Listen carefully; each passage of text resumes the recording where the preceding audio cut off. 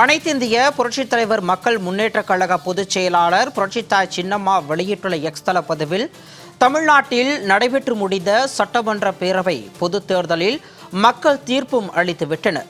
இதில் தமிழக வெற்றி கழகம் அதிக எண்ணிக்கையில் சட்டமன்ற உறுப்பினர்களை பெற்றிருந்த போதும் ஆட்சி அமைப்பதில் சிக்கல் எழுந்திருப்பது மிகவும் துரதிருஷ்டவசமானது.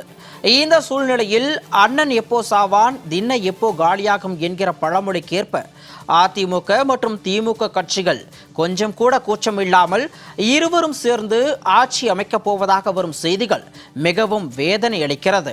இது வாக்களித்த மக்களுக்கு செய்கின்ற மிகப்பெரிய துரோகம் என கழக பொதுச் செயலாளர் புரட்சித்தாய் சின்னம்மா குறிப்பிட்டுள்ளார். மக்கள் யாருக்கு வாக்களித்தார்கள்? உங்களை போன்ற சந்தர்ப்பவாதிகளுக்கா வாக்களித்தனர்? இல்லையே, பின்னர் எவ்வாறு மக்களின் தீர்ப்பை மாற்ற நினைக்கிறீர்கள் என்று தெரியவில்லை. நீங்கள் எல்லாம் திராவிட கட்சிகள் என்று சொல்லி ஏன் திராவிடத்தை கொச்சைப்படுத்துகிறீர்கள்? மக்களின் உணர்வுகளுக்கு தயவு செய்து மதிப்பளியுங்கள்.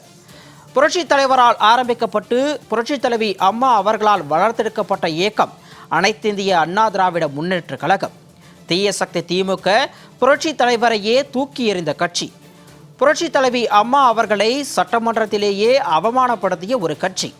புரட்சித் தலைவி அம்மா மீதும் என் மீதும் தொடர்ந்து பொய் வழக்குகளை போட்டு எங்களை சிறையில் அடைத்த கட்சி. கடந்த 5 ஆண்டுகளாக தமிழக மக்களை கசக்கி புழிந்த ஒரு மக்கள் விரோத கட்சி. இப்படிப்பட்ட ஒரு கட்சியோடு கூட்டு சேர உங்களுக்கெல்லாம் எப்படி மனம் வருகிறது என்று தெரியவில்லை என புரட்சித்தாய் சின்னம்மா தனது ஆதங்கத்தை தெரிவித்துள்ளார். நீங்கள் எல்லாம் அதிமுகவினர் என்று சொல்லிக்கொள்ள என்ன உரிமை இருக்கிறது? அதிமுக தொடர் தோல்விகளை சந்தித்து வரும் சூழ்நிலையில் கழக தொண்டர்கள் ஏற்கனவே சொல்லனா துயரத்தில் வயிறெறிந்து கொண்டிருக்கும் நிலையில் அவர்களை மேலும் இழிவுபடுத்தும் செயலாகத்தான் பார்க்க முடிகிறது. கழக தொண்டர்களின் நலனை புறம் தள்ளிவிட்டு தன்னலத்தை மட்டும் பெரிதாக நினைக்கும் சுயநலவாதிகள் எப்படி ஒரு தலைவராக தன்னை சொல்லிக்கொள்ள முடியும்? இது போன்ற சுயநல பேர்வழிகளிடமிருந்து கழகத்தை காப்பாற்றத்தான் நான் தொடர்ந்து போராடி கொண்டிருக்கிறேன். அதிமுக இன்றைக்கு சுயநலவாதிகளின் கைகளில் சிக்கிக்கொண்டு சின்னாபின்னமாகி கொண்டிருக்கிறது. தீய சக்தி திமுகவினரோடு கைகோர்த்து கொண்டு செயல்பட்ட காரணத்தினால்தான் மக்கள் இப்படிப்பட்ட ஒரு தீர்ப்பை வழங்கியிருக்கிறார்கள். இதைத்தான் நான் தொடர்ந்து சொல்லி வந்தேன். இது இன்றைக்கு உண்மையாகிவிட்டது என புரட்சித்தாய் சின்னம்மா சுட்டிக்காட்டியுள்ளார். அனைத்திந்திய அண்ணா திராவிட முன்னேற்ற கழக சட்டமன்ற உறுப்பினர்களுக்கு ஒரு அன்பு வேண்டுகோளினை விடுக்கிறேன். திமுக தயவில் ஆட்சி அமைக்கின்ற ஒரு வரலாற்று பிழையினை செய்து விடாதீர்கள்.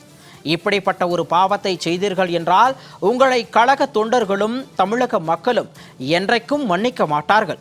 மேலும் புரட்சித் தலைவர் மற்றும் புரட்சித் தலைவி அம்மா ஆகியோரின் ஆன்மாக்களை கண்ணீர் சிந்த வைத்து விடாதீர்கள். மக்களின் தீர்ப்பை ஏற்றுக்கொள்ளுங்கள். என்ன தவறு செய்தோம், ஏன் மக்கள் புறக்கணித்தார்கள் என்று ஆராய்ந்து அதனை சரி செய்து மீண்டும் தேர்தல் களத்தில் வெற்றி பெற முயற்சி செய்வதுதான் ஒரு நேர்மையான அரசியலுக்கு வழிவகுக்கும் என புரட்சித்தாய் சின்னம்மா இந்நேரத்தில் தெரிவித்துக் கொள்வதாக குறிப்பிட்டுள்ளார்.